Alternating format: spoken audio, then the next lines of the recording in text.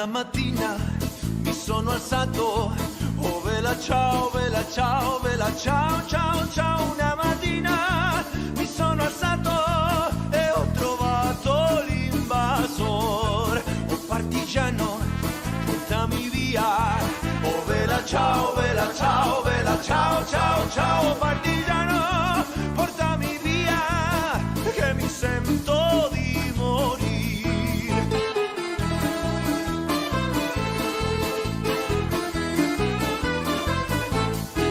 E se io muoio da partigiano, oh vela ciao, vela ciao, vela ciao, ciao, ciao. E se io muoio da partigiano, tu mi devi. Hey, welcome everyone. This is Simeon from PraiseTracks.com. And today is going to be a fabulous live stream with some very special guests. And let's see. Yeah, we're excited. I'm excited to be here. Today, we are going to have some very special guests joining us from Cinematic Alpha and Ivan Martinez Lacamara, a magnificent composer, and some other friends. Alejandro Cabrera from Audio Brewers is going to join us. And so we're going to have a lot of fun. We're going to have some live giveaways during the live stream. So you have to be live. So you got to be on the chat when we give these away. I think we're going to try something a little different today, but I think it's going to be fabulous. So let us go ahead and bring on the crew today. And if I can remember where I put them. There we go. Hey guys, welcome today. Welcome to the chat. Thank you. Now, Hi. yeah. So we've got Andrew Fly from Cinematic Alpha, Ivan, and Alejandro. This is going to be my first bilingual live stream, and I think it's going to be a lot of fun. So Alejandro is going to help me with the translation and make sure that we can get all of the great information from all of these guys today. So I just want to welcome everybody. And if you've got a question, please go ahead and put it in the chat, and then hopefully we're going to be able to answer it. We're going to play through some of these libraries and give some things away and learn a lot about film scoring and TV scoring and that kind of thing. So, and Ambient Dave, good to see you. So yeah, it's a little late for you guys. And then it's late for Alejandro and Ivan, and Andrew is on my time zone, I think. So, I always say that the sample libraries are a reflection of the developer. And so Alejandro, you can go ahead and translate if you want to. We'll go ahead and just get into that. And so, Sam, right. Yeah, go ahead. So, lo que está diciendo, bueno, nos está dando la bienvenida a todos. Está presentándonos a Ivan Martinez Lacamara, a Andrew Fly de Cinematic Alpha, y bueno, y yo, que voy a ser el traductor de hoy, voy a estar ayudándolos. Y bueno, está diciendo que las librerías son como el reflejo del alma de los desarrolladores. Fue su introducción. That's it. Yeah, so it's more than just code, it's the personality that's inside of the sounds. Es mucho más que el código, es la personalidad que está dentro de los sonidos. Yeah. So we're going to talk to Andrew first and just kind of get a little background of how this all got started. So Andrew, go ahead and... Primero vamos a hablar con Andrew y vamos a ver un poco cómo empezó todo. Y bueno, vamos a empezar por ahí. Yeah, so Andrew, go ahead and tell us a little bit about yourself, how you got started in music. Andrew, si puedes hablar un poco sobre ti, cómo empezaste en la música. Sí, bueno, yo soy compositor, inicialmente empezando así como compositor para películas y también sound designer. Vivo en México y pues ahora estoy con esto de Cinematic Alpha. So I'm a composer. I started doing like sound design and music for films, and right now I'm residing in Mexico, and now I'm here with Cinematic Alpha. Okay. And what inspired you, Andrew? What inspired you to go in this direction? Andrew, ¿qué es lo que te dio inspiración para irte por aquí, por el lado de de la música y de las librerías? Siendo hijo de arte, mi padre me ha inspirado y obviamente todos los artistas en el panorama de film scoring. So I'm the son of an artist. My parents inspired me, and the whole panorama of film scoring was always inspiring for me. Okay. So when you started Cinematic Alpha, what was the first library that you created? Cuando empezaste Cinematic Alpha, ¿cuál fue la primera librería que hiciste? Sí, yo he creado Vocals, es una librería de frases vocales y vowels, y esta es mi primera librería. So my first library was a Vocals edition, which is a library focused on like phrases and vowels, and this is my first work. Okay, so this is what we have here. We're looking at the vocals edition. So how did you record this? How many people were involved in recording this? Bueno, lo que estamos viendo en la pantalla en este momento es el Vocals Edition, y nos gustaría que nos contaras un poco cómo fue que grabaste esto, cómo lo desarrollaste. Realmente fue hecho todo en línea, en el sentido que yo he llamado dos cantantes, una de Alemania y una de Italia. Si quiere. Sí. So the whole project was made online. He contacted two singers, one from Germany and another one from Italy, and he worked with them. Continúa. Yeah, so it was all done virtually, basically. Todo fue hecho virtual. Sí, exacto. Y la verdad fue un desafío porque realmente yo tenía un máximo de 7 minutos de audio y de ahí nació una librería bastante utilizable y ligera. So it was very challenging because at the beginning he only had like 7 minutes of audio like recorded, and he had to work from there. And so this is why the library is a very lightweight product. Okay, so so what we'll do, let's take a listen. Let's take a listen to some of the sounds in the library. Escuchemos un poco la librería. So I'm just going to pull up just basically some patches. So this is Omni. Omne, is that the name of the person that sang the vocal? ¿Ese es el nombre de la persona? Sí, es el nombre de la persona. Se llama Denise Guerrera. Ella es la segunda cantante. So yeah, that's her name. Her real name is Denise Guerrera. She's the second singer. Okay, so let's just check out the Oz, and I've got the key ranges are illuminated here. So let's just take a listen.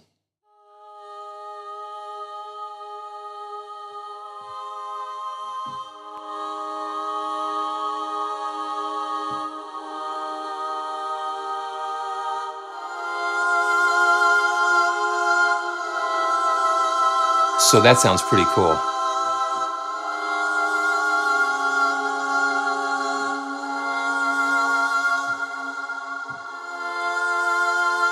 So when I pull the patch list down, it looks like you have the vowels, the A, E, O, and U. Is that correct? So cuando abre el menú, lo primero que ves son como las vocales, ¿no? El A, E, O, Sí, U. correcto. Después están las frases. Yeah, and afterwards there's the phrases. So there's the E and the It's got a very ethereal, beautiful sound to the...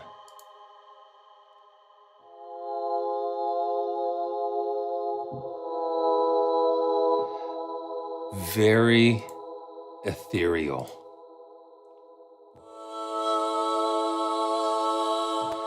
And I'm amazed that this was done virtually because the quality of the recordings is so good.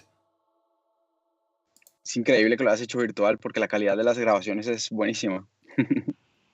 Muchas gracias. Digamos que he tenido que limpiar el audio. Es también un postproducción audio a nivel So Sí, yeah, there is a lot of work in the post-production phase because he had to clean a lot the audio so that it sounds good. You did an excellent job.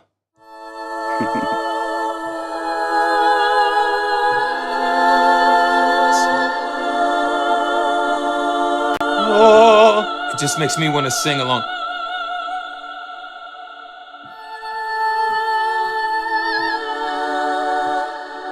Lots of beautiful things here. And so we have vocal phrases.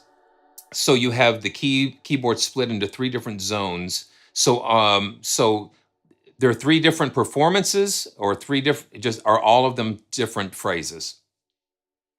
Ahora que estamos en las frases, el teclado está en 3 colores. ¿Puedes explicarnos un poco qué significa cada color? sí, la parte izquierda está en frases rítmicas, vocales. En la parte central son las frases vocales normales y a la derecha están las frases al revés. Okay, so the red part is like sync phrases. They're like rhythmically synced. And then the yellow part is just phrases that have no sync.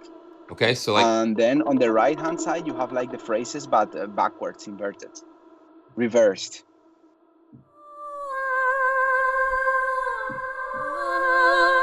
yeah.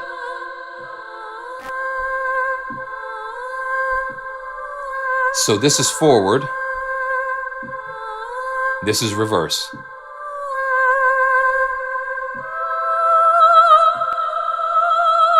That's cool.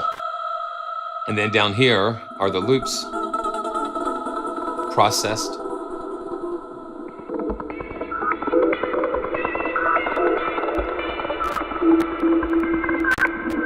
That's pretty cool. Stefano, Graham, and Barkus, good to see you. Alan, Santiago, good to see you.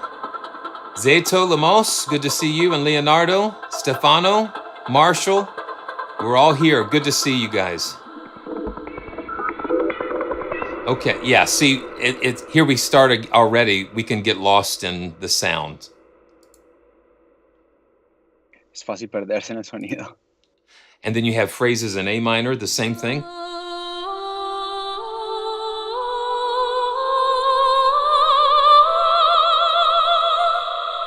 Powerful vocals, powerful. And so you've got A minor phrases, D minor, F minor, and G. Yeah, that's so cool. And let's go, we've got, and then what I like is that you just don't leave us there, you give us bonus patches.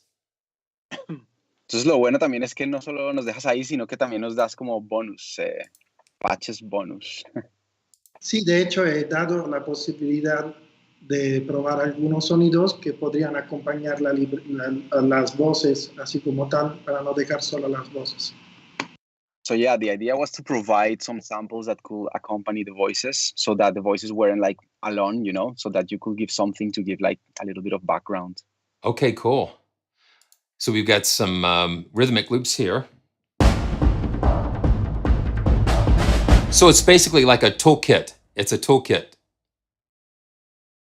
Pues es como un toolset, Yeah. como una caja de herramientas.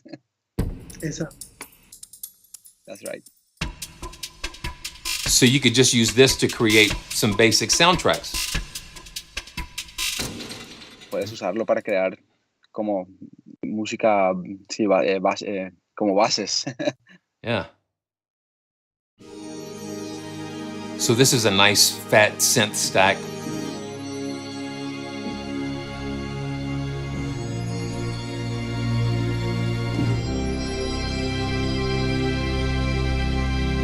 Alpha Kingdom. It's the kingdom. And I like this patch, the orchestral movement.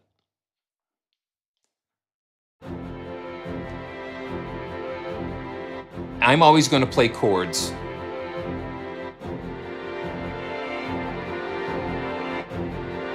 It's just got such a cool dynamic.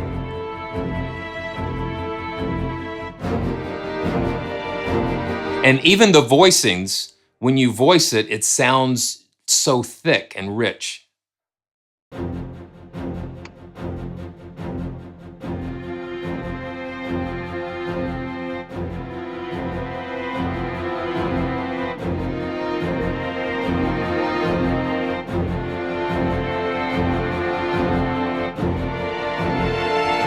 It's the major seventh. It's like that major seventh, nice. And then you get some ninths and weird things going on.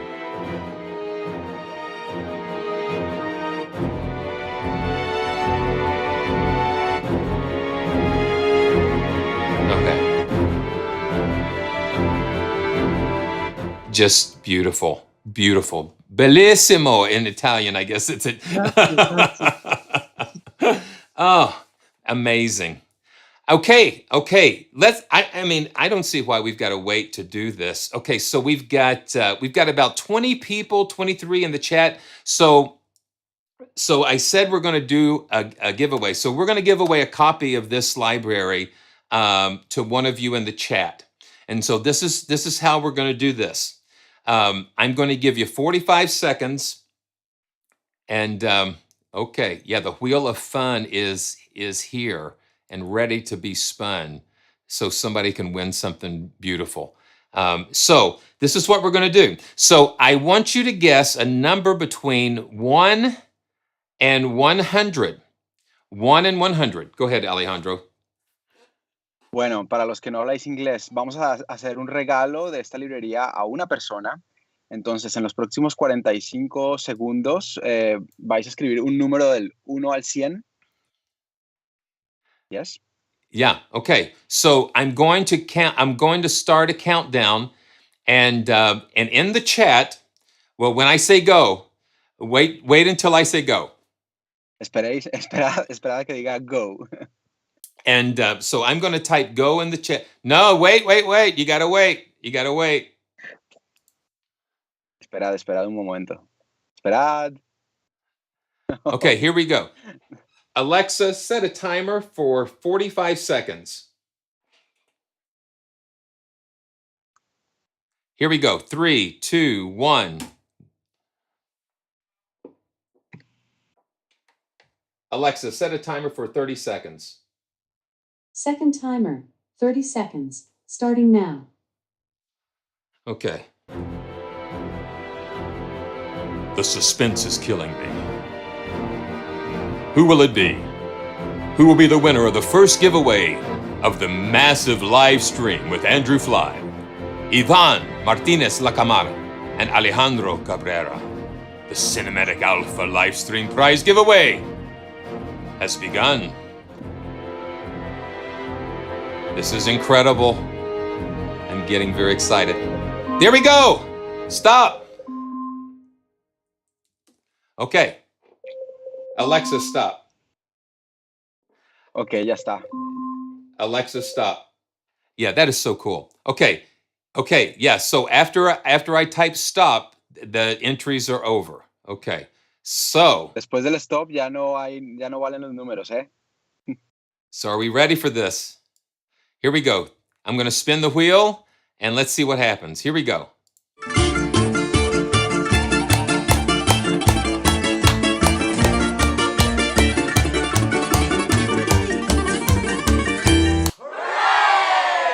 $73.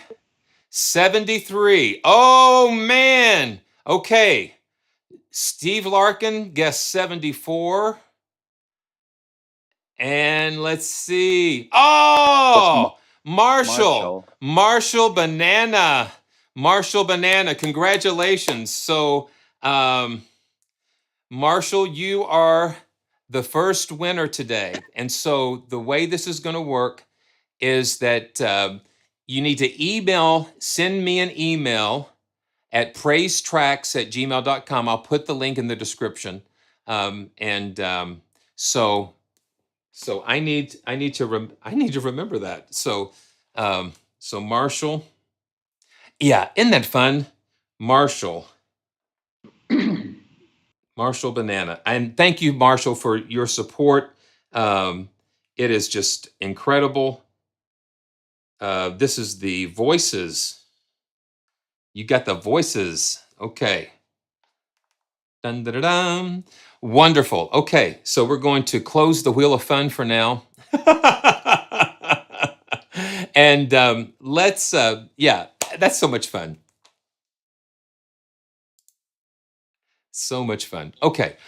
Wow, where are we going to go next? Okay, so yeah, we've got to go. We've got to go to the next library, and so this is the Doors of Time Past. So where did you get the name? How did the name come to you for this library? Bueno, ahora vamos a hablar sobre la siguiente librería, que es The Doors of Time Past. Querríamos que nos dijeras de dónde salió el nombre, de dónde salió la idea de la librería, cómo pensaste en ella.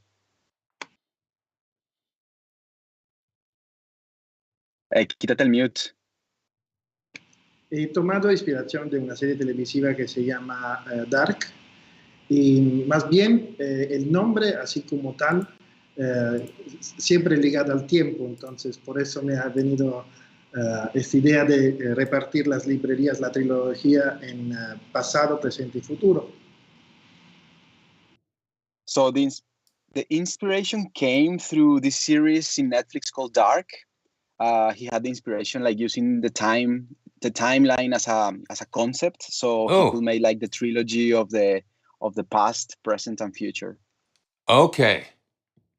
So this is going to be the Doors of Time's Past, and you have a very unique way of presenting the library. Tienes una forma única de presentar tu librería. Muchas gracias. Digamos que realmente empieza a inspirarse, digamos, por esta serie, pero realmente se inspira en Present, se inspira de hecho al sonido de Iván. Muy agresivo, me encanta, y de ahí, digamos que he tenido esta inspiración también. So even though the initial idea was like based on the series Dark, you know, to have this link to the timeline, the present library is more inspired towards Money Heist because he feels that it's a much more aggressive type of sound. We're gonna get there. It's not. Yeah. It's like spoiler alert. It's spoiler alert. Okay. Oh para man. Allá vamos. Yeah, spoiler alert. Okay, but the Doors of Time's Past comes in 3 different sections. You've got slow, motion, and bonus. And so I have motion loaded here. So we're going to take a listen to some of the patches in motion. So, The Doors of Time Past viene con 3 patches. Uno se llama Slow, otro se llama Motions y el otro se llama, ¿cómo se llama? ¿Se me olvidó? Bonus. Motion pads, slow pads y bonus. Bonus. Ah, sí, Motion, Slow y Bonus. Vamos a empezar por Motion. Here we go. Arp Odyssey, or it's kind of like.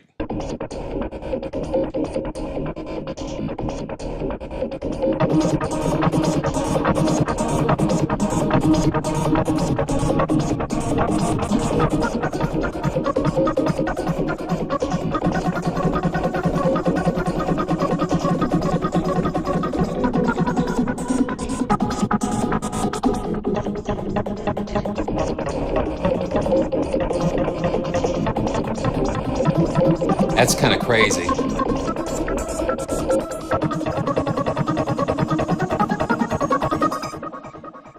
And you hear all this stuff going on in your headphones and swirling around inside your head. Puedes escuchar todo moviéndose alrededor de tu cabeza. And you can see the pictures. At first it kind of freaked me out, the TV screen in the middle of the GUI. Al principio le daba como miedo la pantalla de la televisión en la mitad. But I eventually got used to it, yeah. Pero luego se acostumbró. So guys, now you guys can't see the chat where you are as far as, so Steve Larkin, Andrew, does that name ring a bell? Steve Larkin is in the chat. Si te dice algo Steve Larkin, el nombre de Steve Larkin. Sí, es un querido amigo compositor con lo cual trabajamos juntos. He's a very, very good friend of his with whom they work together. Yeah, so he says, working with Andrew has been the most amazing experience for the past 2 years. Que lo que dices como trabajar contigo ha sido lo más magnífico que le ha pasado en los últimos 2 años. Muchas gracias. Thank you so much. Thank you. Yeah, we've got some others joining us. Steve Swain. Steve Swain does voiceover. Steve Swain hace tus voces. Sí, es la voz de la publicidad, digamos así, de Doors of Time Past, también de la overview de Doors of Time Present. So he was the voiceover of the advertising for the past, for this library that you have opened, and for the walkthrough of the present. Okay, excellent. So let's check out some more patches from this one. And I just kind of look and see what catches my eye. So Chromium Eye. Let's take a listen to what that sounds like. So these are very aggressive sounding, in your face, heavy on the sound design. It just...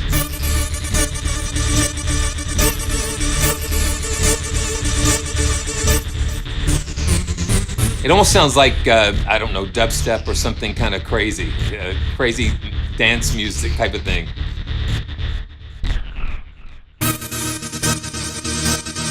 And let's see something. I always like to check. Now, so I'm going to change the tempo. Yeah, so everything is tempo synced. So that's, yeah, so that is so good. Okay, let's check out another patch here. Fairies and trees. Okay, so all of these, those are some heavy fairies.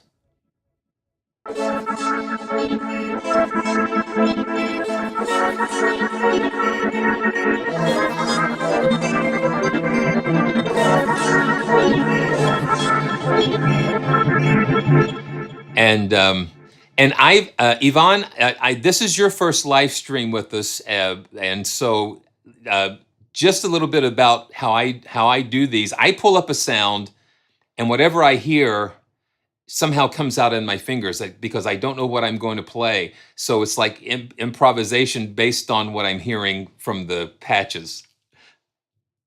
Bueno, Iván, este es tu primer live streaming con nosotros y entonces quiere que sepas que siempre lo que hace Simeon es, él no sabe lo que va a tocar, simplemente abre un patch y prueba con una cosa y lo que salga.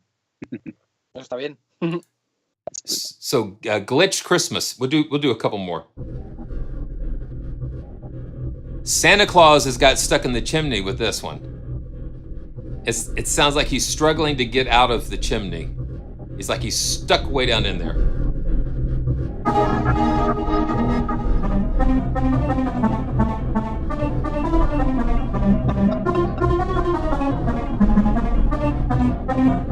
Yeah, that's some scary stuff there. Okay, let's quantum thinking. Okay, so it says past, but it sounds very forward, futuristic in a way, but it's got a little vintage flavor to it as well. And I just hear such a weight to the sound too. So cool. Okay. Let's just do the slow. Let's do a couple of the slow, because there's something in the bonus section here that I am in love with. And Alejandro, Bueno, vamos a hacer yeah. Sí, vamos a hacer las slow y luego vamos a hacer los bonus, que hay algo ahí que le gusta mucho que quiere comentarnos luego. So this is VPN pad.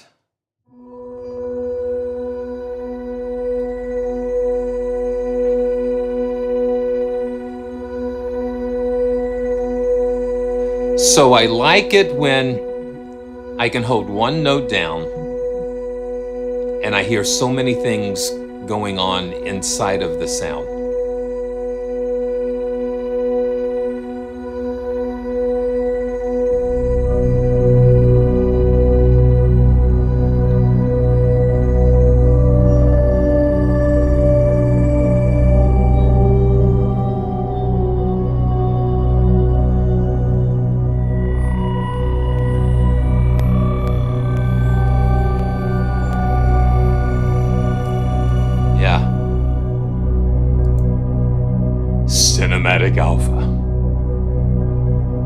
change your passwords. Change all your passwords and your login information because Cinematic Alpha has just hacked into your VPN. Okay, now this is a Cinematic Alpha from Cinematic Alpha.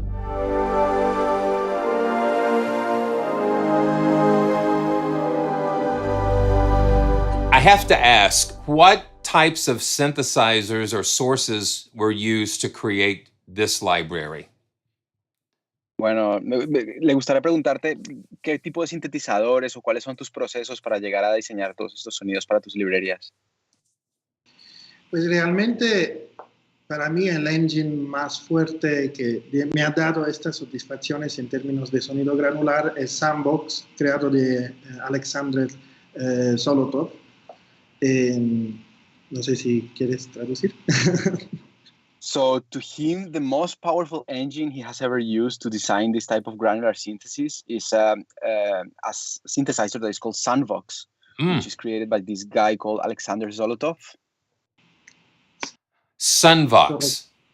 Sandbox. So Alexander Zoltov? Yeah. That sounds like the mad scientist in the Marvel movies, Agent Zoloff Absolutely. and the computer genius, you know. Yeah. Oh my goodness. De hecho, nace como un sintetizador y también como sequencer sobre el viejo estilo de los mods de Commodore. Pero te da un grande panorama de síntesis y modeling. So yeah, that initially it was born like a synthesizer, but it was like with this style and of the Commodore kind of thing. But it just gives you a massive panorama of what you can do with the sound and everything. So I'm nodding my head a lot when Andrew and you guys are speaking Spanish. I don't understand 90% of it, but I did hear Commodore, and that I know very well. No entiendo muy bien lo que decimos, pero cuando escucha la palabra Commodore, ahí sí que lo entiende. Yeah, I started with the Commodore 64. Porque empezó con el Commodore 64. And then the Amiga 2000. Y luego el Amiga 2000. And now, La 500, entonces, yeah. He started with 500. Oh, yeah. So I want to thank Charles Yates for subscribing. Thank you for So did subscribing, Charles. Yeah, go ahead, Alejandro. I'm sorry. No, so did Ivan. He also started with a 500. Yeah. Fantastic. Okay. So Greek pad and the granular. Yeah, that's the magic. It's all of that stuff going on. It's like jeans. It's like a pair of blue jeans it's okay, but you take a pair of blue jeans and you put all of the marks and rips and tears and all of the stuff, and it creates something beautiful and magical. Es como un par de jeans de vaqueros que, vale, cuando los compras se ven bonitos, pero entre más cosas le hagas, quedan más guapos. Yeah, amazing. Yeah. So this is the slow. I've got to just jump to the bonus section real quick. And then we're going to give this away. We're going to give this away to someone. We're going to launch the Wheel of Fun again. Vamos a esperar un poco el patch bonus y luego vamos a regalar una copia de esta librería. So this is the Dark Carillon.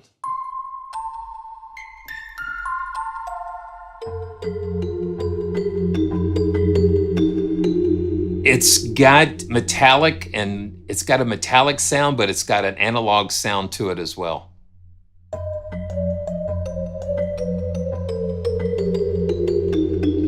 Yeah. But this is what I fell in love with, is the intense piano.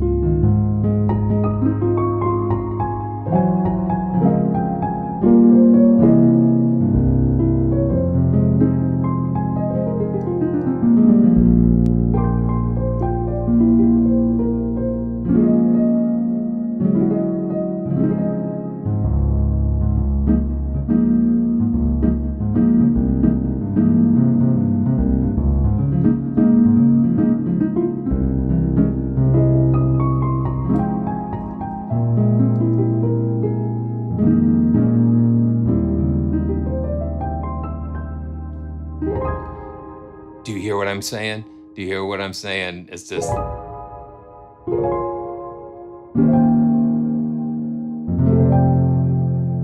I don't know. It's something about the feeling. The sample libraries to me are more, what is this making me feel? It makes me feel something.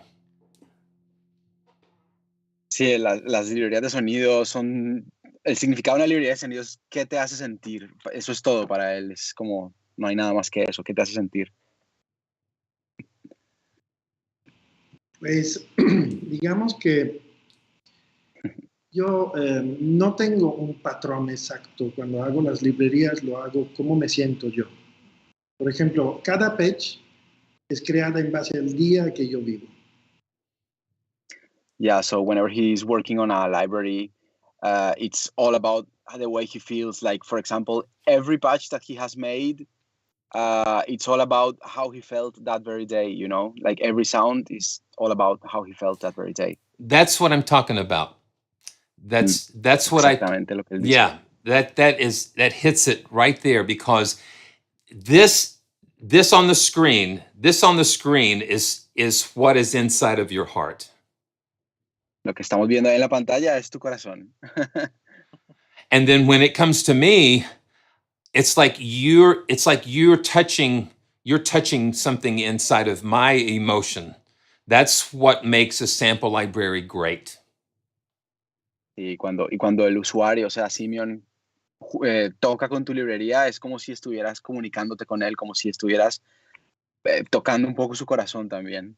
Este es el propósito, de hecho. Este es Yeah, that's the point of it. True. Yeah, that's the point. That's the whole idea. Yeah. But see, it's not about velocity layers. It's not about effects.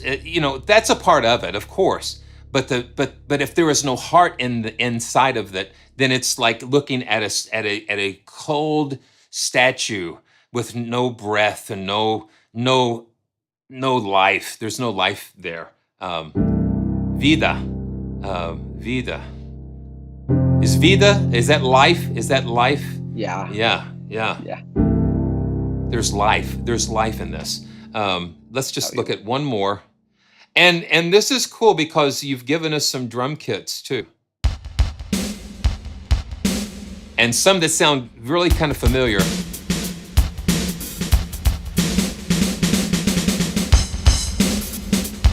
So you've given us like little toolkits to use with your collections.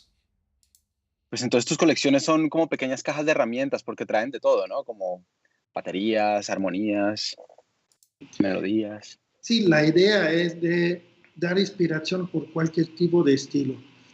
Obviamente, en futuro van a estar librerías más concentradas, enfocadas más en un tipo de estilo. Esto de los sonidos digitales orgánicos. ¿Dónde estás también tú, Alejandro? So yeah, like initially the libraries that he has released, that the idea is to just give a toolbox so that people can just work with any style.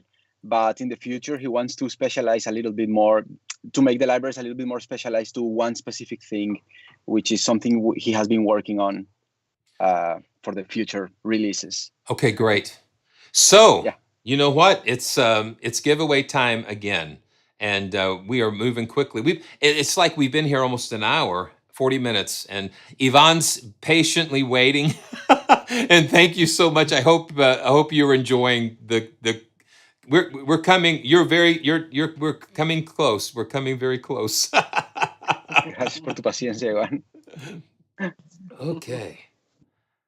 Okay. So here we go again. Okay, so let's pull up. Let me make sure I've got a really cool. Oh, I'll just pull up the. Okay, fast German. Okay, we've got fast German synth pulled up, and so let's do this. Okay. Just to explain again so that the people who just entered.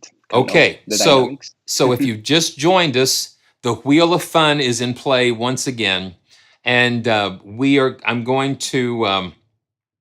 going to ask you to, not now, but I'm going to say start, in the chat, when you see the word go, I want you to give me a number in the chat between 1 and 100.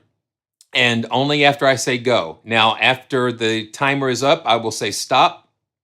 So only the entries between go and stop will be counted. So a number between 1 and 100. Alexa, set a timer for 45 seconds.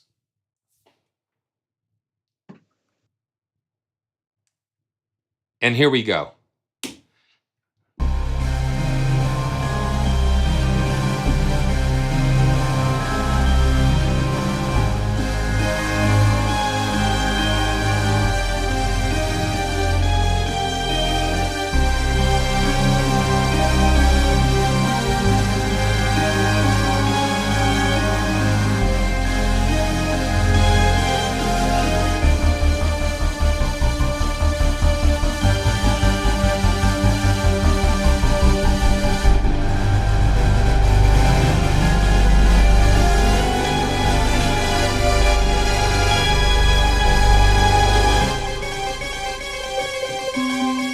Stop!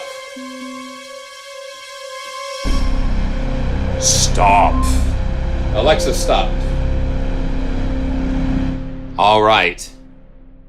Okay, so any entries below stop are not going to count, but we have several here. And are we ready to go? I love this. I love this. This is just fabulous. And thank you, Andrew, for your generosity and the support. So here we go. Opa! Yeah.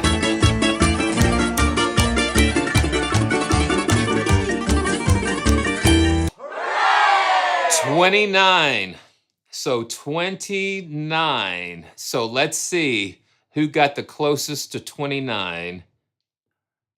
And let's see. Okay, I've got 27, 66, I think.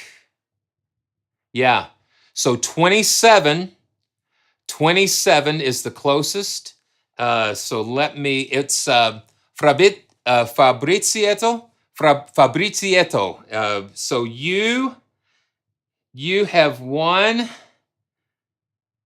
a copy of Cinematic Alpha's Doors of Times Past.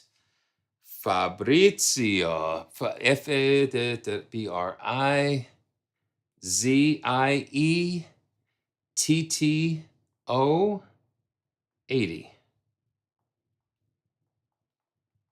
Doors of Times Past.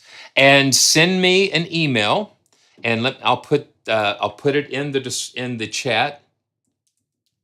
praisetracks@gmail.com. praisetracks@gmail.com. And send me an email. And Marshall Banana, if you're still on, that's the email to use. Go ahead and send that to me, and I'll forward it to Andrew. So fabulous. Okay, so let's put that away for now. Now this is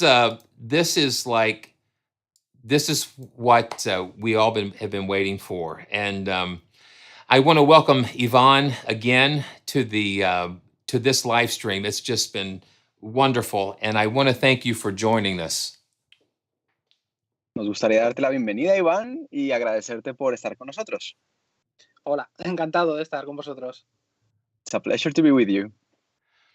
So Ivan, and I know you've been in music for quite a while, but tell us a little bit about your background and how you got started. Iván, sabemos que has estado en el mundo de la música por mucho tiempo, pero nos gustaría saber un poco tu historia, de cómo empezaste y cómo empezó todo. Pues empecé en casa. Mis padres, los dos son músicos, profesores de música, entonces desde muy pequeño tenía la música alrededor de mí. Empecé a tocar el piano desde muy pequeñito y llegó un momento en que empecé a estudiar en el conservatorio hasta que terminé la carrera de música. So he started with music at home because both his parents are musicians. He started with the piano since he was very little, and then he went to music school and he studied to become a professional musician. So did you start with piano or another instrument? ¿Empezaste con el piano o con otro instrumento? Piano, solo piano. Piano. Okay. All right. Bien. So did you attend a conservatory or other, how how far did you push your music education? ¿Hasta cuándo estudiaste música? ¿Fuiste al conservatorio? ¿Hasta dónde?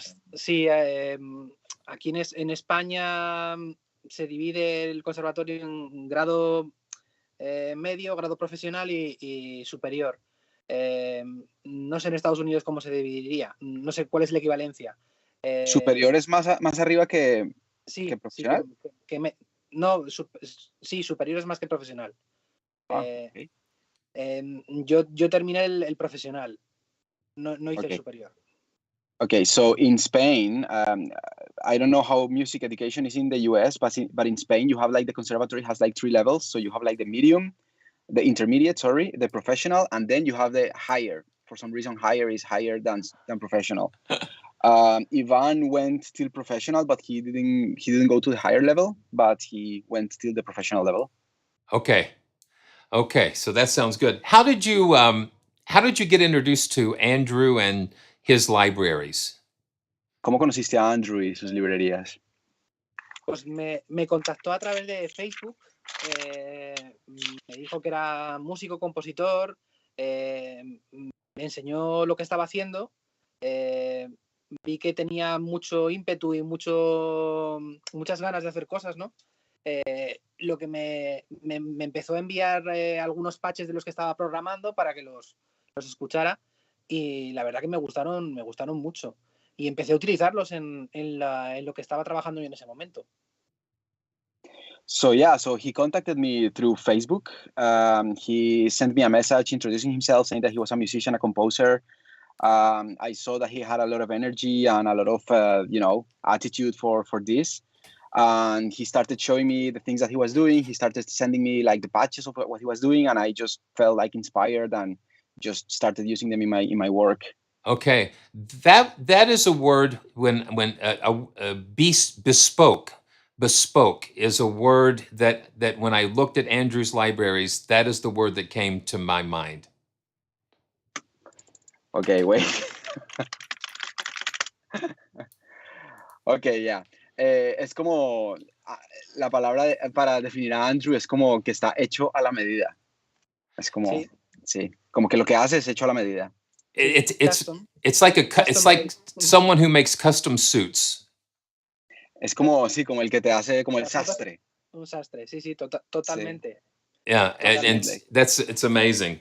And so, what was your first film scoring project or TV scoring project? How did you come about getting into film and television music? ¿Cuál fue tu primer proyecto trabajando ya en la televisión en la música para la televisión? ¿Cómo empezaste? ¿Cuál fue tu primera producción? Empecé haciendo publicidad para una cadena de televisión nacional aquí española, desde muy jovencito, con 20 años, haciendo promociones, jingles, ese tipo de cosas. Luego empecé a trabajar haciendo dibujos animados y documentales, y luego ya di el salto a empezar a hacer series de televisión. So he started doing music for advertising for a Spanish channel. Since he was 20 years old, he was doing music for advertising, and then he started doing like music for jingles and stuff like that. And then he jumped to cartoons and documentaries. Huh. He was working in cartoons and documentaries for a while, and then he jumped to doing music for series. So just small progressive steps. So sí, eran como escalones. Sí, pero en muy poco tiempo, en 3-4 años pasó todo. Yeah, but it was like in a matter of like 3 or 4 years, he was already doing music for series. Wow. Yeah. So I guess if you've got it, you got it. Si lo tienes, lo tienes. Okay. So I know that everybody is talking about the Netflix series Money Heist. Bueno, sabemos que todo el mundo está hablando sobre La Casa de Papel. Mm-hmm. So how did you get connected with so let me back up. So Money Heist is the American version of La Casa de Papel, which was already a series that has been popular. So tell us about how you got involved in the original series, and then we'll jump to today. Bueno, nos gustaría que nos hablas un poco de cómo empezaste a trabajar con La Casa de Papel, cómo tuviste la conexión y cómo empezó todo. Ujú. Pues empezó todo porque el productor ejecutivo de la serie, el creador, Alex Pina, sale de la productora donde trabajaba habitualmente y donde yo trabajaba junto a mi compañero Manuel Santisteban, y crea su propia productora. Y La Casa de Papel, Money Heist, es su primer proyecto para una televisión nacional aquí en España. Okay, so when he was, pero eras amigo de Alex Pina. No, trabajaba con él. Colegas, okay. 20 años atrás. Okay, so the producer of Money Heist used to work in the same production company that Ivan was. And at some point he left this production company and he created his own production company. And his very first project was Money Heist, for which Ivan went to compose the music.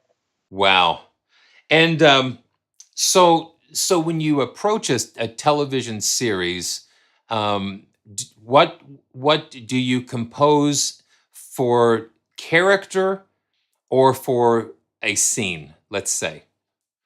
Cuando estás trabajando en una serie de televisión, ¿compones para el personaje, para la escena, para el episodio? ¿Cómo lo haces? Para todo, depende un poco de lo que quiera el director, que al final es el que decide. Sí, en La Casa de Papel no hay excesivos temas dedicados a personajes. Hay algunos personajes que sí tienen su tema, por ejemplo Berlín, que era el malo, ¿no? Por así decirlo, de ellos, sí que tenía un tema que sonaba a malo y que cada vez que él hacía alguna de sus trastadas, ¿no? Pues aparecía. Pero la dinámica de la serie, el no conocer cómo va a avanzar, porque yo no veo los guiones con mucho tiempo, no me da una perspectiva muy amplia y tengo que ir episodio a episodio evolucionando la música poco a poco, sin tener una visión muy global. Okay, so generally it all depends on the director. Some of the characters have music made for themselves, like for example Berlin, because you already know that he's the bad guy. Spoilers alert!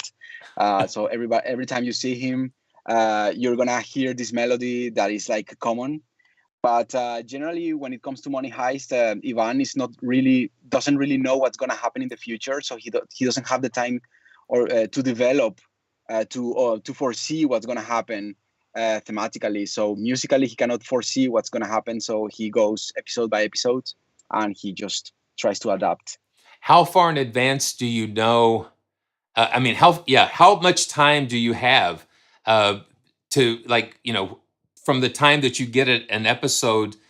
How long do you have to produce a soundtrack for an episode of Money Heist? Bueno, desde el momento que te envían el episodio, ¿cuánto tiempo tienes para hacer la música para un episodio? Pues tengo 15 días, 15 simples días en los que hay que componer, producir, grabar y mezclar 45 minutos de música original en cada episodio. Es verdad que hay temas, como antes decíamos, que se repiten en los personajes o en las tramas y no toda la música es completamente original en cada episodio, ¿no? Pero sí que es un trabajo ingente, muy grande. So from the moment he gets the episode, he has 15 days. Whoa. To compose, to produce, to record, and to mix 45 minutes of music for each of the episodes.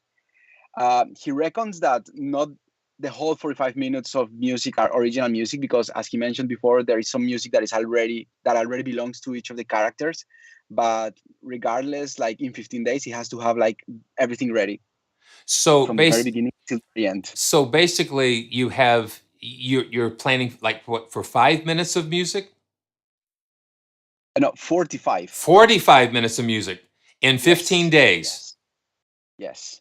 Composed, produced, record, and mixed. Wow. And I read somewhere that some of the scenes come with temp scores already.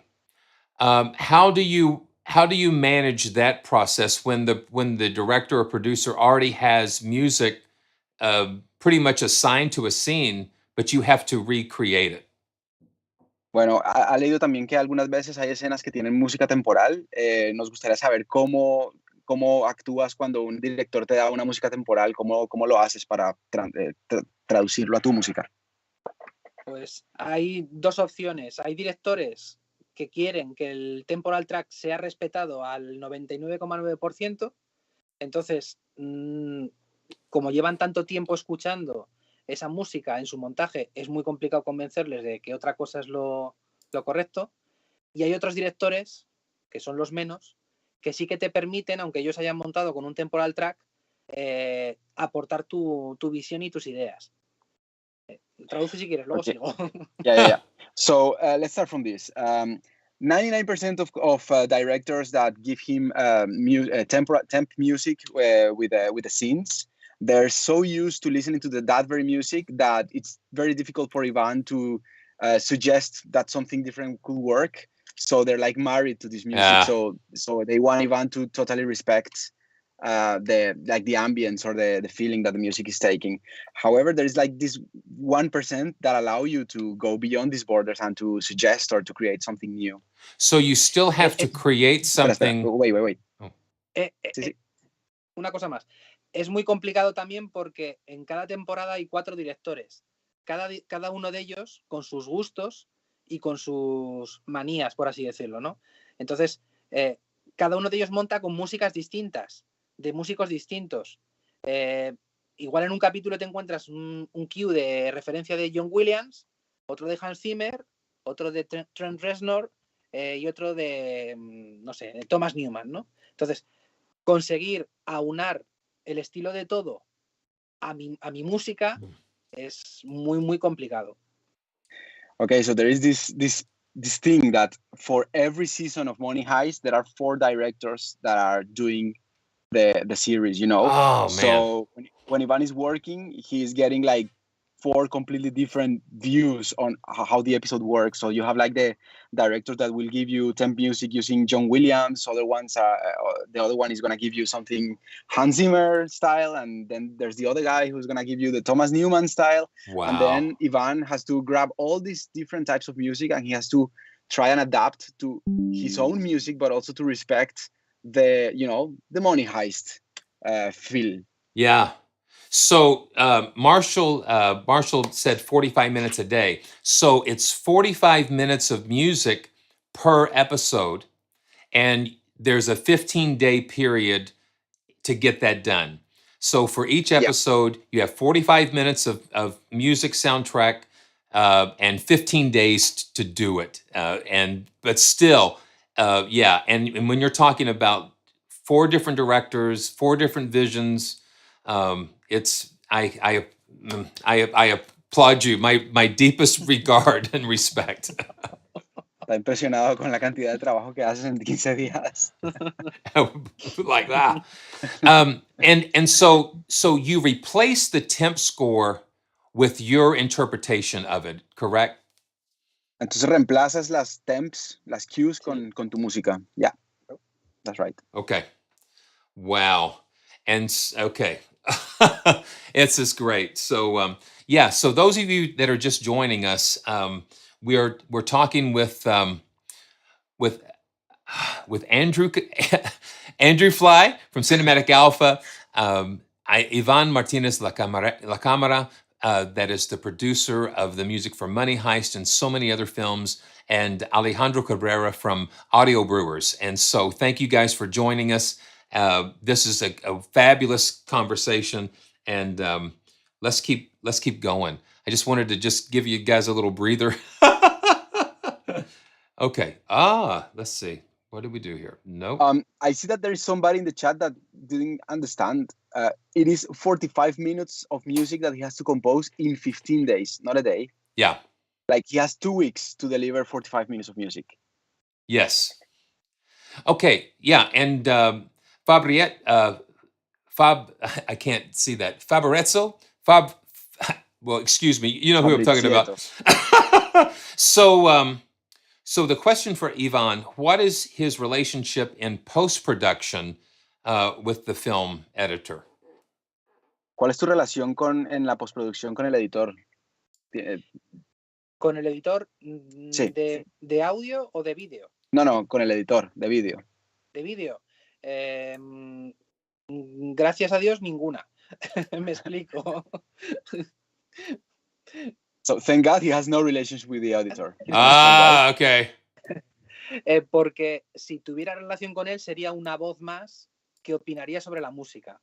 Cuando eso ocurre, cuando el editor es una voz más, se complica aún más todavía la situación, porque el editor dice una cosa, el director dice otra y el productor dice otra. Okay, so thank God he has no relationship with the editor, because if he had any relationship with the editor will be another voice to give an opinion on what the music is and what should be done. And he already has the director and the producer, and he is glad not to have the editor on top of his back. Yeah, so the director supersedes, who has the Yeah. final, the director has the final say. El director es el que tiene la última palabra. En principio sí. Algunas veces el productor ejecutivo que está por encima dice, pero lo normal es que sea el director.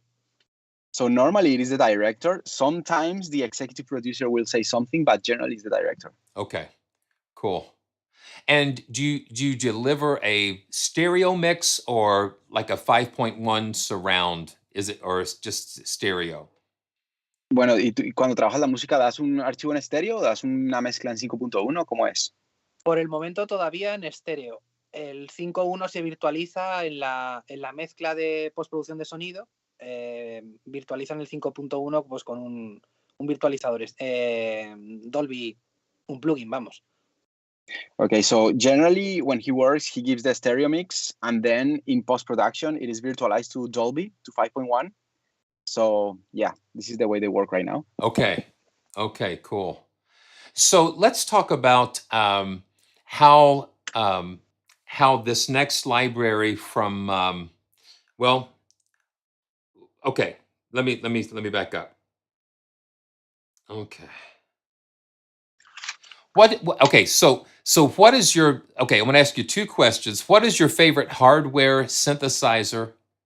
What is your favorite hardware synthesizer? ¿Cuál es tu sintetizador favorito en hardware? La unidad. Uno que no tengo, un Polymoog. One that he doesn't have, the Polymoog. Okay. He doesn't have it. And when you're working, do you find yourself working with software instruments more than hardware? ¿Usas más el software que el hardware o cómo lo haces? Sí, el 99% es software in the box. Tengo un Roland System 8 y un iPad con bastante software de síntesis que utilizo muy puntualmente para cosas muy puntuales. Principalmente porque cuando yo termino el trabajo y se entrega la música, es supervisada por el director y el director pide cambios. Entonces, si yo tengo que acometer esos cambios sobre máquinas hardware, es una locura. Al tenerlo todo en el ordenador, yo hago un recall y entonces no puedo cambiar todo sin ningún problema. Yeah, so 99% of the time he's using software. He has a Roland unit, and he also uses an iPad as a synthesizer. But generally he's using software because generally when he gives the music, the director is always be asking for changes, and whenever he has to do changes, recalling the software is going to be like immediate, whereas if you're working with hardware, you're going to have to redo everything from scratch or something like that, so right. Software is more comfortable. So we know you like Andrew's libraries. What are some other instrument libraries that you find yourself relying on and going to? Además de las librerías de Andrew, de Cinematic Alpha, ¿qué otras librerías utilizas en tu música? Pues a ver, utilizo muchas cosas, un poquito de muchas, ¿no? No hay nada que sea algo que me solucione toda la paleta tímbrica, ¿no? En cuestiones orquestales, por ejemplo, pues Spitfire, Musical Sampling, Berlin. En sintetizadores, Zebra, UE Zebra, Exerat también es un sintetizador que utilizo mucho. En voces, Cinematic Alpha, evidentemente. Hetera también, alguna cosa de Hetera. No sé, percusiones, pues hay muchas cosas, desde, no sé, Stylus, por ejemplo, Heaviocity, muchas. I think I heard Okay. I actually heard some heaviosity sounds in some of your soundtracks. Yeah. Yeah. So he's using a little bit of everything because he doesn't have like a library that just fulfills all his sonic palette. So he's using like stuff like from strings you have like Spitfire musical samples. Then from synthesizers you have like the Zebra, the Xrat. For voices you have Cinematic Alpha, you have Ethera, and then for percussions you have like Stylus, and then you have Hevosity. And this is more or less what he's using. Yeah. So Damage 2, are you using Damage 2 quite a bit? Usas Damage too. Sí. Yeah, La yeah, temporada de yeah, Casa de Papel. In the 5th season of Money Heist, he's using that. Okay. Yeah, because I could kind of, yeah. So we had talked a little bit before we went live, Ivan. Tell us what you told us before we went live about how it is when you first get started in the morning to score an episode for Money Heist. Bueno, cuéntanos un poco cómo es tu proceso para empezar a trabajar en un episodio de Casa de Papel. Pues cuando me llega el capítulo hago un visionado y decido dónde van las músicas, aunque bueno, parte de esa decisión ya está tomada por el theme track, ¿no? Entonces yo empiezo por la mañana temprano y muchas veces es complicado ya de trabajar por el tipo de música y de secuencias que tiene la serie, ¿no? Es una serie de mucha acción. Parece que siempre se está acabando el mundo, ¿no? Es una manera de decirlo. Entonces, ponerte a las 7 de la mañana, a las 8 de la mañana, a hacer una música súper épica que se está acabando el mundo, a veces es bastante complicado. Wow. Okay, so he wakes up very early in the morning. He receives the episodes. He watches the episodes. He decides where music is gonna go, if there is a decision, because sometimes he has temp tracks there. And it can be quite difficult because, sometimes he receives this episode at 7 in the morning, and then he has to decide that he has composed this epic music, apocalyptic, because it's the end of the world, but it's first thing in the morning, so he's just like sleepy, but he has to do this massive production. The apocalypse, So, yeah. yeah. Like every episode starts with the apocalypse. Oh, wow. Okay, so The Doors of Time's Present is the latest library, and this library had an unusual part in episode 5, season 5's sound for Money Heist. Andrew, tell me how you approached Ivan about hearing these sounds in Doors of Time's Present. Bueno, la librería The Doors of Time Present tuvo un protagonismo importante en la temporada 5 de La Casa de Papel, y nos gustaría, Andrew, que nos hablaras de cómo empezaste a trabajar con Iván en esta librería para la serie. Pues con Iván se ha creado de verdad una linda confianza, en el sentido que cuando yo creo unos pets en fase de construcción de la librería, yo con mucha tranquilidad, como a un amigo, así eres, le he enviado algunas patches de prueba. Yo le digo, mira, no está todavía la Graphic User Interface, pruébalo, si te gusta, úsala. Así, con mucha tranquilidad. So when between Andrew and Ivan, there's a relationship that has been created, with the time that they have been communicating, and whenever Andrew is doing something new, he sends it to Ivan, and he's always sending him test patches of the alpha products. They don't even have graphics yet, but Andrew sends him the patches so that he can start working and just trying them. Yeah, Ivan, what impressed you about the Doors of Time's Present? What sounds impressed you about this library? ¿Qué es lo que más te impacta de esta librería? Pues toda la parte de rítmica, de la construcción de percusión, es muy, muy, muy poderosa. Gracias a esto también, al ser una librería recién salida, ¿no?, del horno, por así decirlo, y que yo he dispuesto de ella antes de que esté en el mercado, por así decirlo, ¿no? He tenido esa exclusividad, ¿no? Que no se consigue a lo mejor utilizando el Heavy Damage 2, ¿no? Que todo el mundo ya lo conoce y cuando suena sabes que es una librería comercial, ¿no?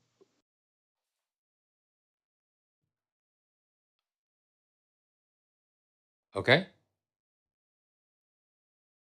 Alejandro. Did we lose you, Alejandro? Uy. I think we might have lost Alejandro. We need our interpreter. Okay. I think I lost. I'll try to speak in English. Okay. Sorry about my English. First of all, when I received the patches of the library Doors of Time Present, it was not finished. It hasn't got the interface, and it was a contact. Hola, Alejandro. Hola, qué pena, no sé qué pasó. I'm sorry, apologies. No sé si has llegado a escuchar todo lo que he dicho yo en castellano para... Lo siento, no, vuélvelo a no. decir, que es que se desconectó. Vale. No, es que estaba Sorry, intentando he's decirlo gonna en have to inglés. repeat. No hay problema. Cuando Andrew me mandó la librería, estaba todavía en desarrollo, no tenía interface gráfico, estaba simplemente el patch de contact sin todo el interface, ¿no? La parte que más me gustó de la librería era toda la parte de percusión, ¿no? De los constructions de percusión, aunque luego también acompaña con determinados sintes, pero lo que más he utilizado ha sido la parte de percusión. Gracias a esto he conseguido un sonido un poco más personal que si utilizas librerías como Heavy Damage, ¿no? Que todo el mundo tiene disposición de ella y en todos los sitios la escuchas. Yo he tenido la exclusividad de ser el primero, por así decirlo, ¿no? Para poder utilizarla. So yeah, like the thing that he likes the most about this library is the percussion and the rhythmic and the percussion design. He's lucky to be the exclusive very first user of it. So he's happy with the fact that it has become a very personal type of library, because at the time he has been using it already to compose the music for Money Heist. Nobody has this library yet, you know. Whereas Heavosity, you can already hear this library everywhere, but you know, the Doors of Time Present, it doesn't exist anywhere yet in the market, so it's a very signature kind of sound to him. Además, Andrew hizo un patch inspirado en una canción, en un tema mío de la primera temporada, que es Camión, no recuerdo cómo lo nombraste. Camión en peligro. También en peligro, que es un tema, está basado en un tema que se llama Salto al Camión, que es de la primera temporada y que se utilizó como end credits en la serie. Y me hizo mucha ilusión. There's even one of the articulations of this library is inspired on some music that Ivan created for the first season of Money Heist, which is called Camión en Peligro. I don't know if you can see it there in the menu. Camión, yes, that one. Which that articulation was inspired in the end credits of one of the episodes for the first season of Money Heist. 85 BPM, 85 BPM, ¿no? Creo. It's at 85 BPM.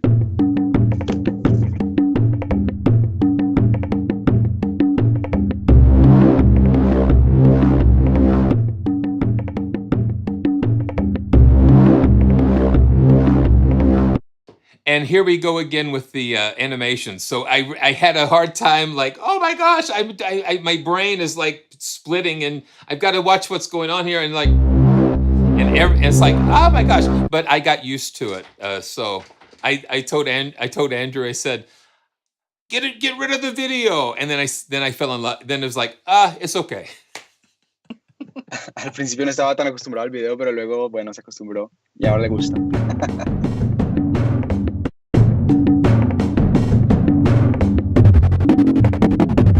Yeah. And you've got this brush.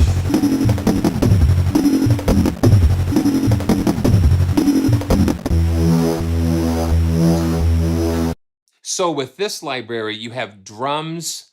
You have drums on this side with the orange keys, and the purple keys are bass.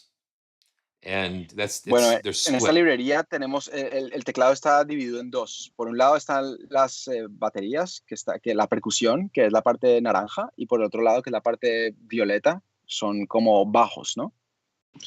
Sí, además agrego que Alejandro le ha agregado un filtro en la librería, en la modulation, que le ha dado, por cierto, un toque de estilo. And he also says that I had the idea of adding a filter on the mod wheel so that you can have a little bit of character, whenever you play with the mod wheel. Yeah, but you have to remove the crush. Yeah. So it opens up a little bit. Yeah.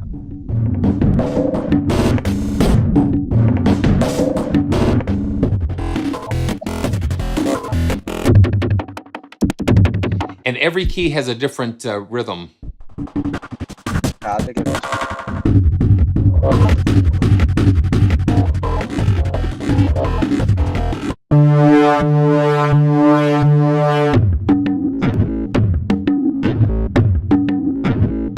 Yeah.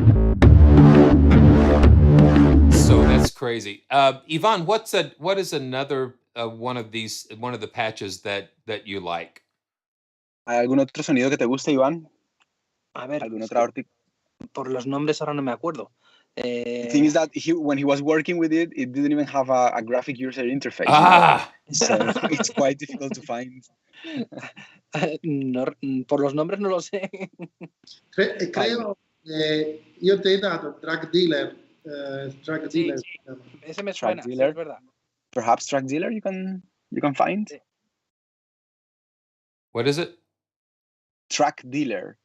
Drag, Oh, Drug Dealer. Okay. yeah. drag.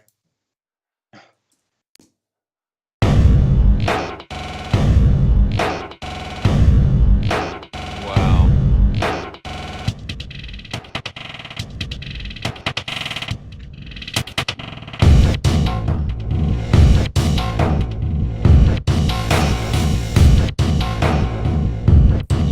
Yeah, moving that mod wheel really helps things to open up some. So let me show you. I can show you.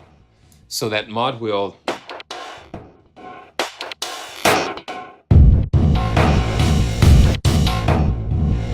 Now let's see what's up here.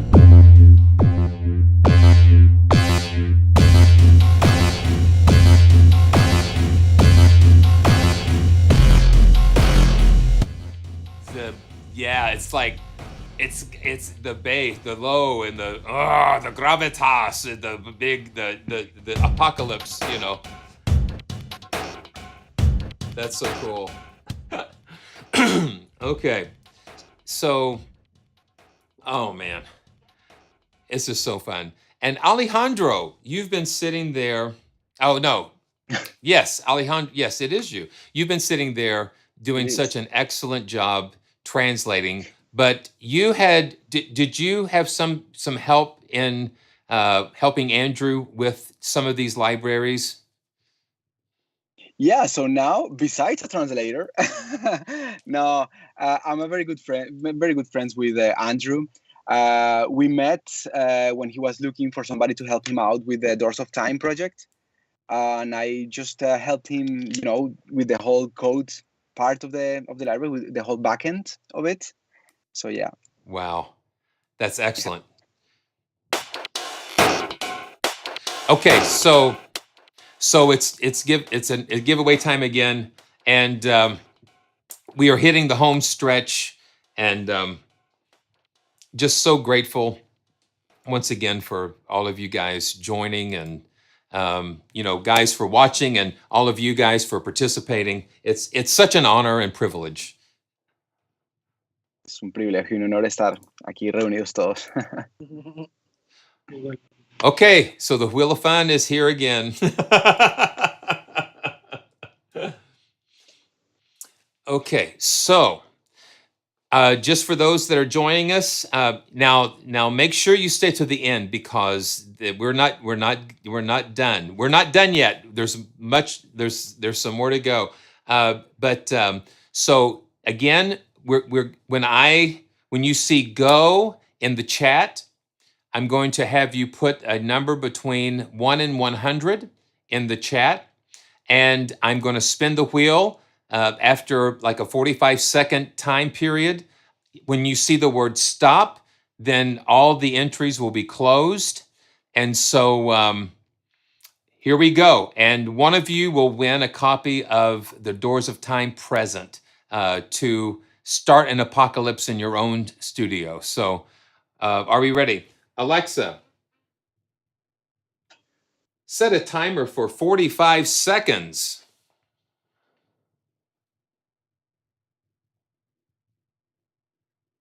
And here we go.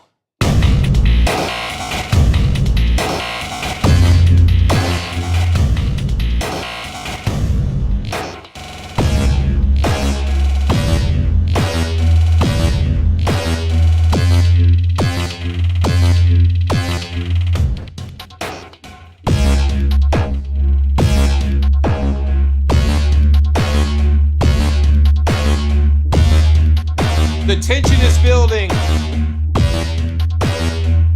I don't know how much more we can take.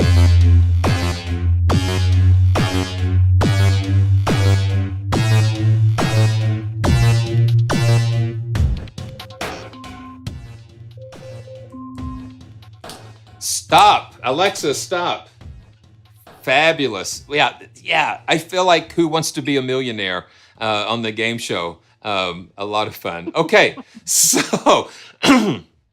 so are we ready for this?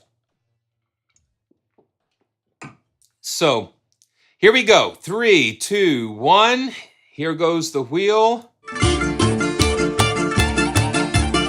All right.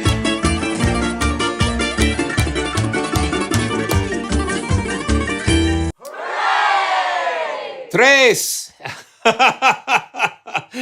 Tres. Okay, so let's go back through the chat and see who is close. Okay, so Fabrizio, you've already won something. You can, I see what you tried to do there. You tried to sneak in twice. So only one prize per visitor. So 7 is disqualified. So let's see, who is next? Okay. Donald Britton. Donald Britton is the next winner. Donald. There we go. Felicidades. And so what we need to do, you need to email. I'll put the email here again. So send me an email, Donald, at praisetracks@gmail.com, and we will get that right to you. And congratulations once again. So, wow. I've got an interesting question because to Ivan, and it has to do with we're talking about money. So how does that? Okay, so I'm trying to do a couple of things at one time. Okay, good. Okay, so let me back up. So, okay, so before I even get into this, my brain is like in 50 different directions right now. So the links are going to be in the description below. So presently, if you did not win one of the giveaways, you can go to Cinematic Alpha's website, and I'll have that link in the description. Andrew is having a 71% off sale on all of his libraries. So this is a fabulous time to add these to your collection. They are so tastefully done, and the price is very reasonable. You do have to have the full version of Contact to play these libraries. So you have to have the full version of Contact. So the link will be down in the description below, but make sure you check that out. But let's get back. So we're talking about Money Heist, but as a composer, how are you compensated for your productions? Do you get royalties or are you paid all up front? How does that work? Bueno, una pregunta para Iván. Me gustaría saber, cuando hablamos de series y, bueno, de La Casa de Papel, ¿cómo te pagan? Si te pagan con royalties o si te pagan una vez por episodio, por season, por serie, ¿cómo va? En Europa y en España, hasta la llegada de Netflix y otras plataformas, se cobraba por el trabajo, ¿no? Por el episodio, y luego se recibía royalty en cuanto a derecho de autor, ¿vale?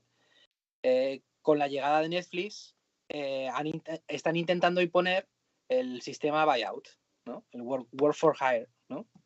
En el que ellos te pagan por hacer el trabajo, pero luego no recibes ningún tipo de royalty ni derecho de autor. Traduce si quieres.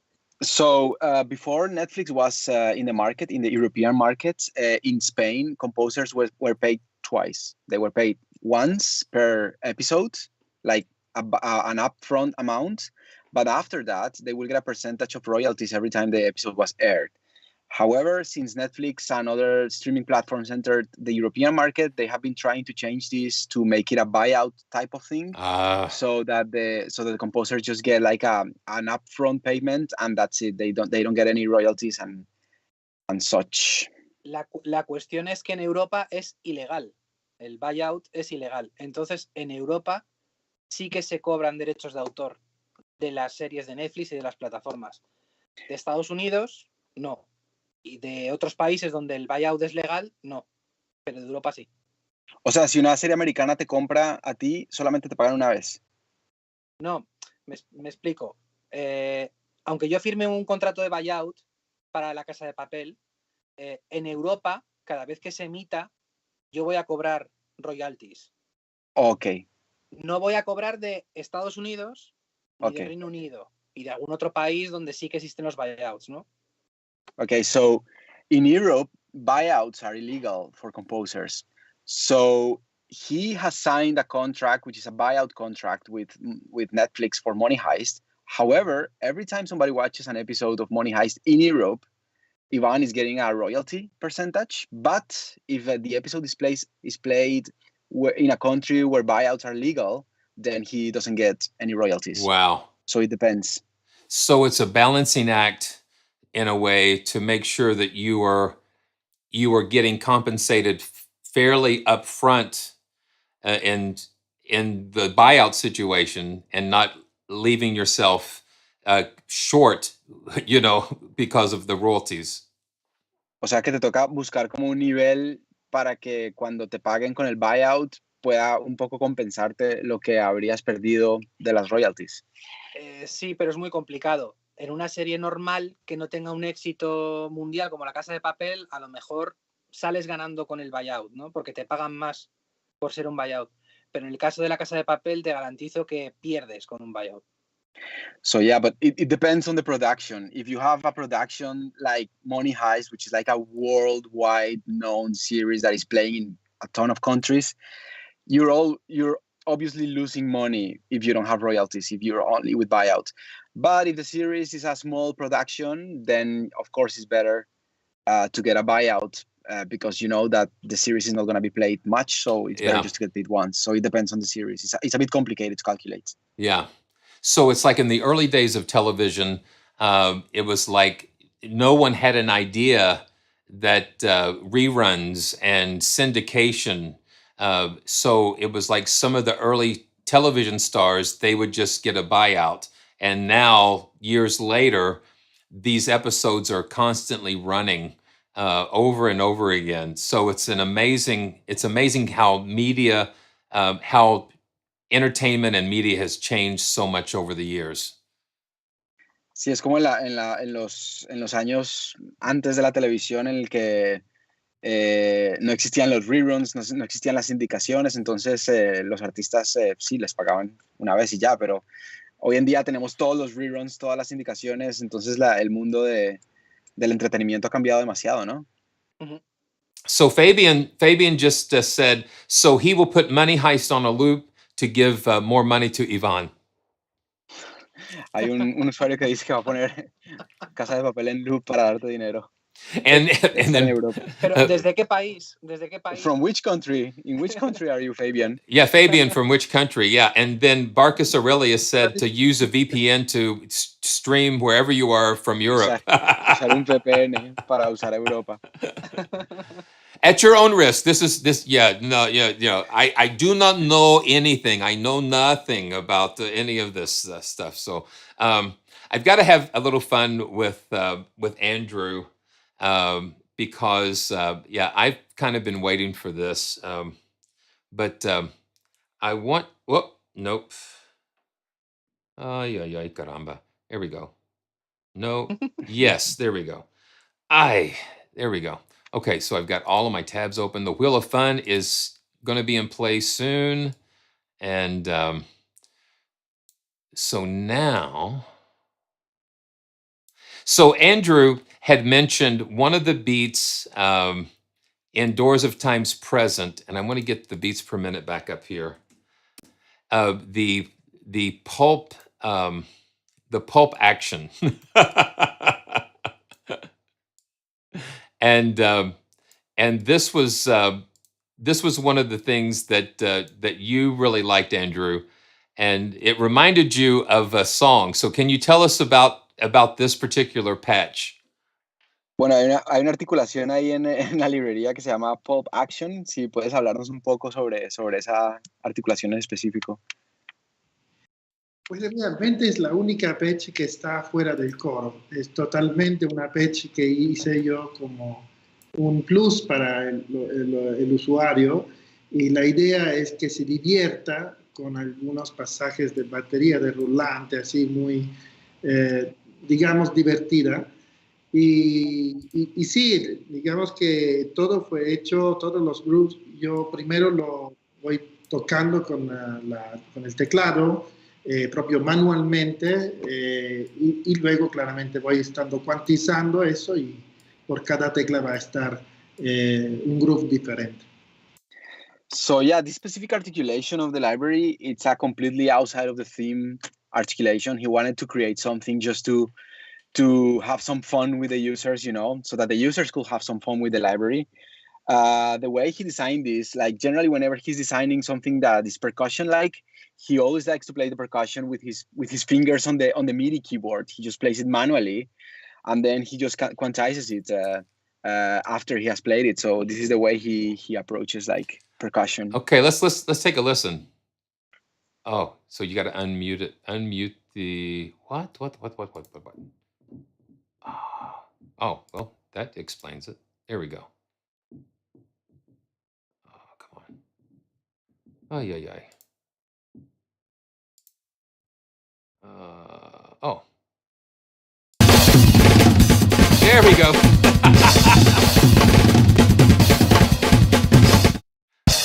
There we go. And I still watching this video, and it's like the crash symbol hits and somebody gets shot. It's like, I don't know. Or kicked, or it's like, so you've got different drum fills.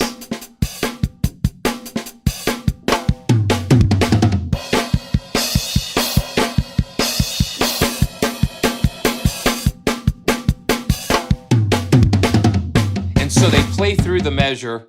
So you hit a key and release it, and it'll play through the loop. You hold it down, it'll continuously go. And then up here we have like bass guitar loops.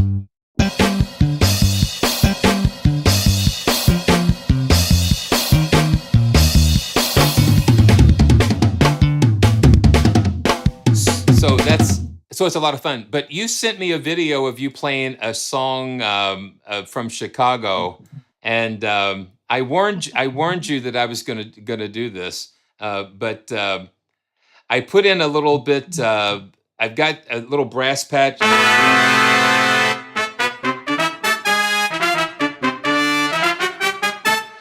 I got a little brass patch going on here, and I've already laid down just a couple of tracks of the drum loop and whatnot. So so let's see what happens here. Let's see what happens.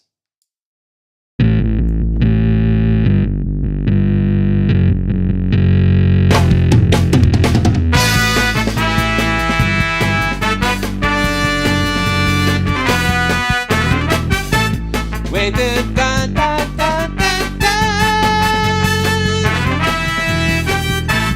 Ba, da, da,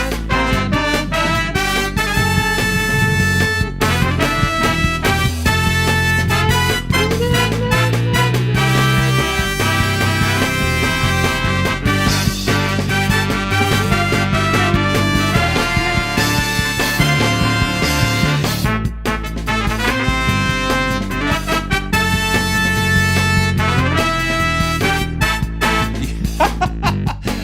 da, I don't know the words. Yeah.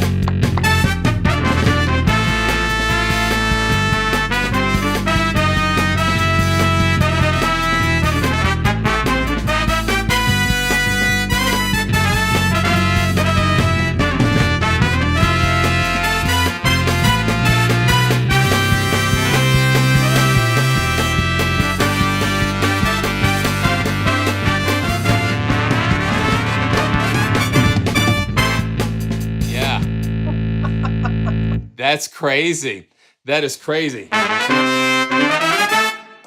So, so somebody asked what the brass patch was. I was going to ask Andrew if he had a brass patch, but I didn't have enough time. So this is Hellion Sonic. I just pulled up the Hellion Sonic brass. And this is not a sponsored video from Steinberg. But Hellion Sonic is another fun virtual instrument that it's like a workstation, so it's really quick to pull stuff together. But the drum loops and things, it's just so dynamic. The way that you play this finger drumming, you're finger drumming this, and it's very dynamic, and I think that's what struck me, because it did not sound like someone finger drumming. It sounded like a really, a real drummer doing this. So, bravo. Okay. Es impresionante, sí, como tocaste todo con los dedos. Cualquiera pensaría que es como un baterista tocando la batería, pero no, es increíble saber que lo tocaste tú así con los dedos en el controlador. Sí, me encanta la idea de estar tocando la batería con el teclado. Sí, claramente para los bateristas es una blasfemia, pero a mí me encanta. He loves the idea of being able to play the drums, on the MIDI keyboard, even though drummers will think that this is blasphemy, but he loves the idea. Hey, listen, I've been doing it for over 30 years, so just that's what we have to do. We have to do with what we have, and you do not want to put me behind a drum kit. It would be a disaster. Sí, también lo ha hecho durante 30 y pico de años, que bueno, se hace lo que se tiene que hacer. So Ivan, if you were to have advice for a young musician that is interested in getting into composing for film and television media, what words of wisdom would you give a young Ivan? Bueno, Iván, si tuvieras la oportunidad de hablar con un estudiante, una persona joven que quiere entrar en el mundo del cine y de las series, de la música de las bandas sonoras, ¿cuál sería tu consejo para un pequeño Iván? Yo creo que serían dos. Uno sería el dejar el ego artístico aparcado porque al final estás haciendo música para alguien que es quien decide por ti si eso está bien o no está bien, y además estás haciendo música para imagen, ¿no? Para lo que está pasando en la imagen. Entonces no puedes hacer tu arte, el arte que tú quieras, ¿no? Estás muy condicionado. Y otro consejo sería la versatilidad. El ser muy versátil y poder hacer muchos estilos distintos. Desde hacer música orquestal, música electrónica, híbrida, hacer funky, hacer jazz, hacer, no sé, un tango, un mariachi, cualquier cosa. So he believes that there are two very important advice he could give. First of all, you have to put your ego away. Because right now, when you're making music for motion, you're not making music for yourself. First of all, you're making music for somebody else, which is the director. He is the one who decides. They are the one who decides. And also, you are making music for motion, which is like the image is the one that is going to guide you. So this is not a place to make what you want to say. You have to, say what the director wants to say. And the second advice would be you have to be a versatile composer. You have to have versatility. So you have to be able to approach different styles because you never know what's going to come to you. You have to be able to make orchestral music, electronic music, hybrid music, funk, jazz, mariachi. You have to be able to make a tango. You have to be versatile and be able to make anything that you're asked. Wow. So these are the advices. Very good. Very good. Okay, so my last question is what inspires you, Ivan, as a musician? What music inspires you, and what inspires you as a musician? Bueno, y la última pregunta para ti, Iván, nos gustaría saber qué te inspira, qué música te inspira, qué es lo que te inspira cuando haces tu música. Pues muchas cosas. Precisamente no música hecha para cine y televisión. Yo lo que más escucho es pop, rock, incluso hasta heavy, ¿no? También música para cine, ¿no? Yo puedo escuchar desde Michael Jackson, Sting, Queen, Whitney Houston, Richard Marx, Iron Maiden, Thomas Newman, Hans Zimmer, John Powell, John Williams. Mis gustos son muy eclépticos. Yeah. Entonces cualquier cosa para mí tiene valor y puede ser útil para mí en el futuro. Okay, so he listens to a lot of different types of music, not necessarily soundtracks all the time, even though he listens to soundtracks as well. He loves pop, he loves rock, and even heavy metal. He can listen to some Michael Jackson, Sting, some Queen, some Richard Marx, some Iron Maiden, some John Powell, John Williams. To Ivan, everything has a value. Everything is useful, and he learns from everything. So everything has a value. Yes. Yes, I agree. There's something to be found in every piece of music. Who is your favorite film composer? ¿Quién es tu compositor favorito? Uno que no he nombrado, Alan Silvestri. Alan Silvestri. Okay. Well, that's wonderful. Okay, so this is the grand prize, so to speak. So Andrew, are you up for this? Are you still up for this? We're giving for the bundle. We can do a bundle.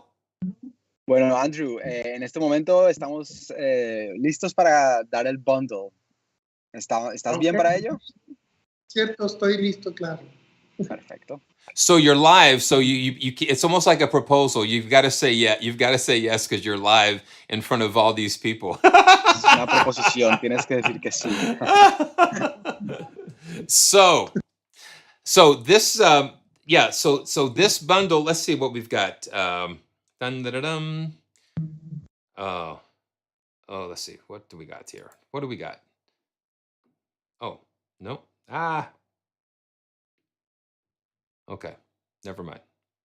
So this bundle includes Yeah, here we go. So this bundle is going to include the vocals edition, the Doors of Times Past, and the Doors of Times Present. So the winner of this drawing will get all three of these libraries. And so those who have left the broadcast are going to miss out on this. But I just so appreciate it, Andrew, for just the generosity for just helping us do this to bless some of our viewers. So, okay, so we know how this goes.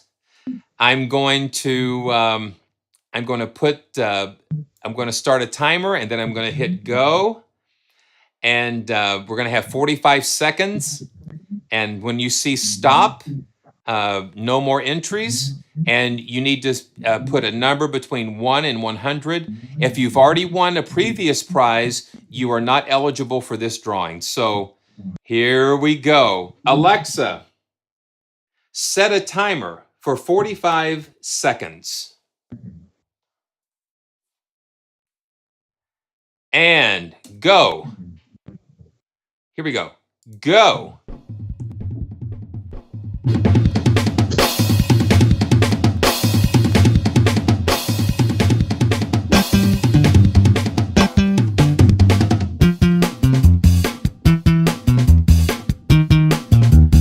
Nothing like going down a chromatic scale.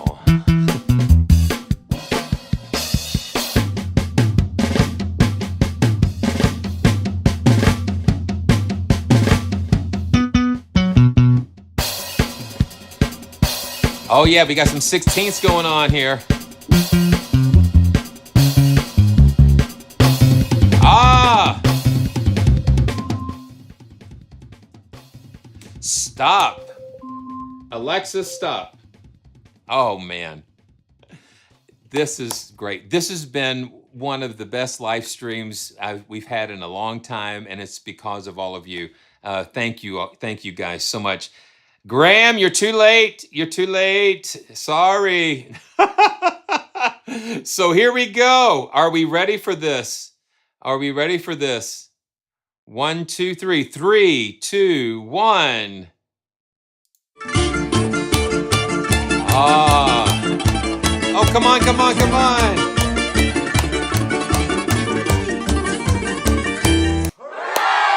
Wow. Wow. So Brian Koch landed it right on the nose. Right on the nose. 37 is the number. And Brian, you were wishing others good luck, and you are the one that it was like a boomerang. It came right back to you. So you are the winner of the Cinematic Alpha bundle. And again, I'll put the email address in there for you. Make sure you reach out by email. And what a fabulous time. I just, I cannot express my gratitude enough to Andrew and Ivan and Alejandro. Thank you so much. Welcome. So let's just get some last words from the three of you guys. What is next for Andrew and Cinematic Alpha? Bueno, vamos a escuchar unas últimas palabras de cada uno. Nos gustaría saber, Andrew, ¿cuáles son tus planes para qué es lo siguiente para Cinematic Alpha? A breve, bueno, en este momento yo estoy trabajando en The Doors of Time Future, que es la última expansión que va a tener efectos especiales como risers, downers, impacts, diferentes efectos, y también estoy trabajando en un proyecto que se llama DOVIST, Digital Organic Virtual Instrument, que es la, digamos, la primera generación hecha de mí de sonidos como strings, varios, digamos, varios instrumentos musicales emulados con la pura síntesis moderna. Okay, so right now he's starting to work in Future, which is going to be the last library from this trilogy of the Doors of Time, which is going to be a library full of risers, downers, impacts, and sound effects. And right after, he has already started working on this project, which is called Dovinst, which means digital organic virtual instruments, which is he's trying to approach different musical instruments from the modeling point of view. He wants to design stuff like a string section, an orchestra, or other instruments, but everything is modeled. Wow. So he's working on that. Wow. Well, looking forward to that. And Ivan, so are you through with Money Heist, or what is still left to do on that series? Bueno, Iván, ¿ya terminaste con Casa de Papel o existe algo más que tengas que hacer con la serie? Terminé ya hace como un mes más o menos, terminé el último capítulo y ya me he liberado de la serie. Ahora, a principios de año, se empezará una nueva temporada de Sky Rojo, otra serie de Netflix. Y el próximo año está lleno de proyectos, pero que por contrato no me permiten decir nada de ellos hasta que lo hagan público. ¿Sky Rojo es Blood Red Sky? No se traduce. Vale. So, he's done with Money Heist a month ago. He finished the last episode. He's free from Money Heist, and now he's working on... Sorry, what? No, he's escaped. He escaped. He got away. Yeah, he escaped from Money Heist, yeah. And now he's working on episodes from another Netflix production, which is called Sky Rojo. There is no translation on the title, which means something like Red Sky. And then for next year, he has a big amount of projects already running, but he cannot talk about it because of contractual reasons. Okay, Yeah. okay. And Alejandro, what is next for you and Audio Brewers? Oh, I'm super excited to let you know that the biggest release of the year is around the corner. It's a very ambitious release, and it's gonna be huge. I promise you that.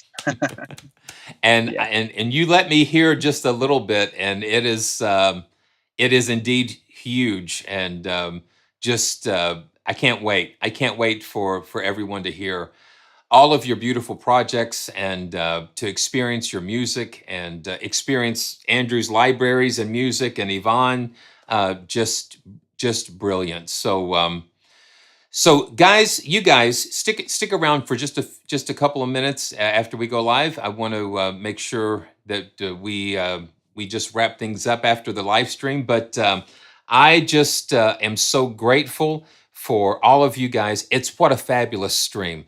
I'm so hoping that you all enjoyed. Make sure that you subscribe and click on those notifications to let you know when the next live stream is. Sometimes I even jump on when I don't even plan. So make sure that you stay tuned. And until we meet again, I look forward to seeing you real soon on another live stream or video. And I look forward to seeing you real soon. Congratulations to all of our winners, and look forward to seeing you again. All right.